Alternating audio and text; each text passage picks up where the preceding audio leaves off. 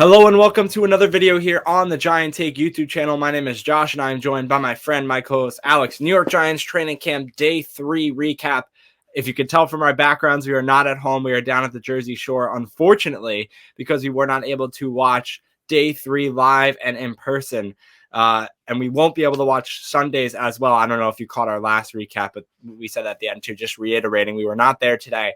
But we will be back on Monday, and we're going to be there for, I don't know if they have training camp practice on Wednesday, but we're going to be there Monday, Tuesday, both of us. We're off I think on Wednesday. so. Yeah, so we're basically hitting all of them this week. Monday, Tuesday, we'll both be there. Alex should be going there on Thursday, and we'll both be there again on Friday.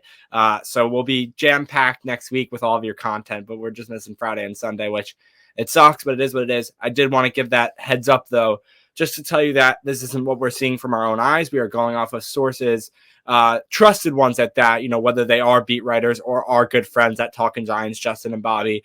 We trust them very much with this information, so we're not misleading you in any way or misinforming you. I'm just letting you know that this information isn't coming from us personally in our own eyes.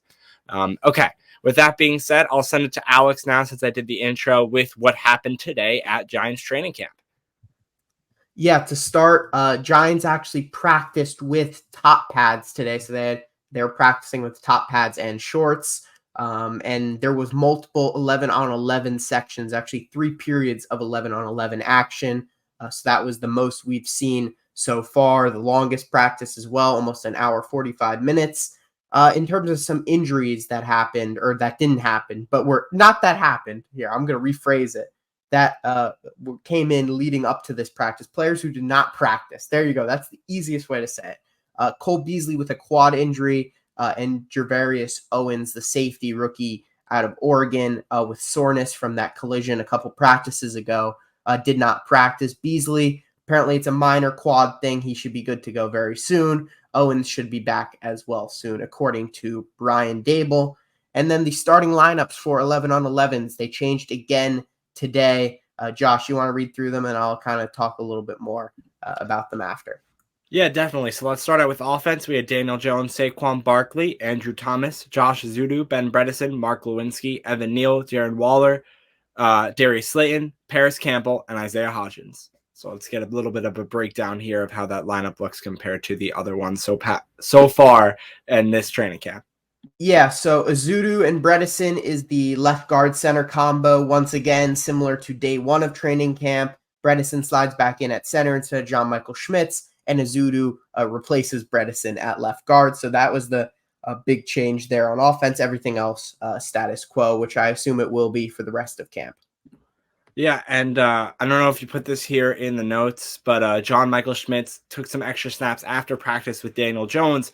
Schmitz now, after you read this lineup, Alex, or the starters, whatever you want to call it, that is now 1 for 3. That Schmitz is JMS, I'll just say, starting at the center position for the New York Giants so far in training camp. So 2 out of 3 days he has not started and has gone with the second team. So we'll have to see how that continues throughout the rest of training camp and into the regular season. Mind you, he is a rookie, however high he was picked and however high value of a pick he was in the draft, how high, a lot of people had high hopes for JMS, but we'll have to see how that works. That doesn't mean he has to start day 1. Not every rookie that has to start day 1. They can, get their way into it, and it takes some time. So anyway, let's go to the defense now.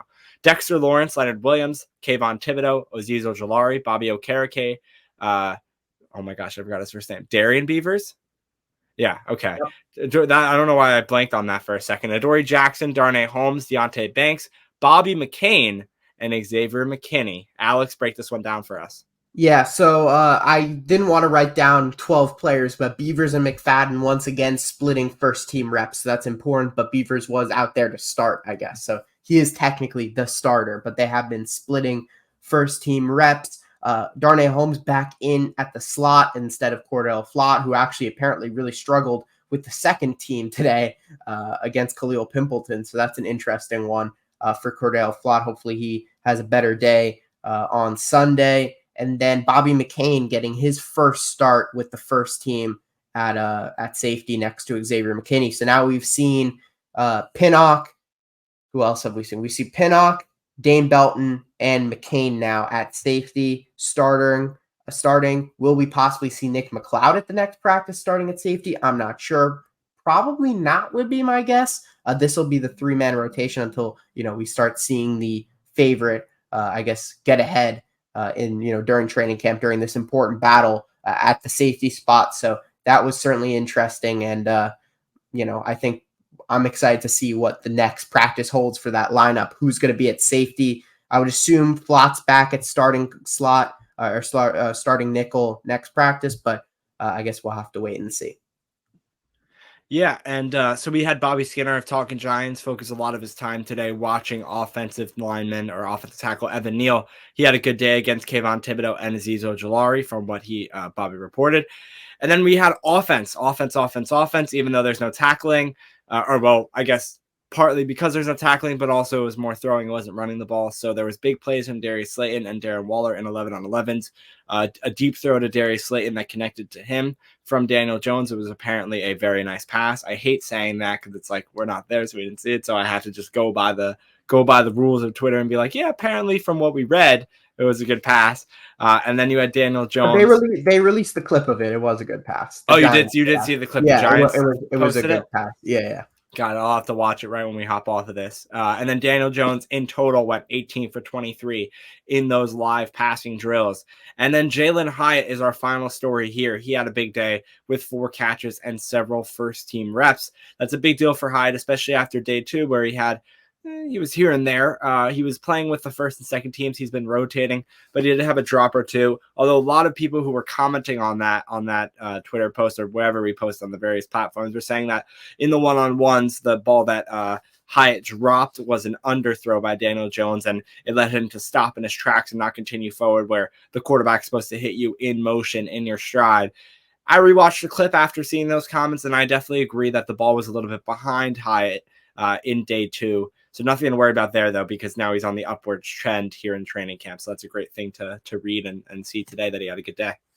Yeah, for sure. I think overall, Hyatt is definitely, one of the, I guess, growers and, everyday steady improvement from him. Deonte Banks, the other, I guess, talked about rookie besides JMS and Hyatt, definitely did struggle a little bit again today. But like we said in our past recaps of training camp, cornerback is the second toughest position to come in as a rookie behind quarterback. Obviously, quarterback is always going to be the most difficult transition as a rookie, but cornerback is really, really, really tough coming in, especially when he's playing against, you gotta give credit where credit's due. A lot of more seasoned wide receivers as playing in the first team unit, right? He's going up against Darius Slayton, Paris Campbell, who are players who, have had a good experience in the NFL, played for several years now.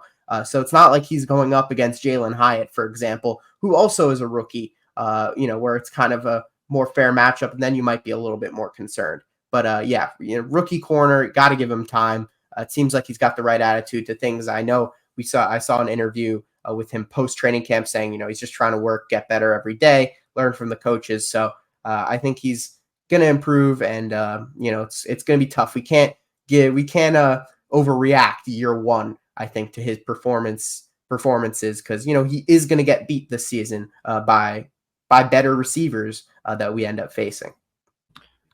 Well, we thank you so much for watching this day 3 recap of New York Giants training camp 2023. It's going to be an earlier practice tomorrow. I think another 10 a.m. start, so hopefully the video will come out earlier. We'll have to wait and see. No practice tomorrow, or no open practice tomorrow. I completely lied. Yeah. No practice tomorrow. I thought it was like the Back Together Saturday thing was tomorrow, but maybe it's Back Together Sunday. I don't really know. I don't even know if they're doing that this year. I remember they did that last year. I don't even know if we went to that one. But anyway, I lied. We will take the day off tomorrow, I guess, and we will see you on Sunday for our next training camp recap video. See you then. Peace.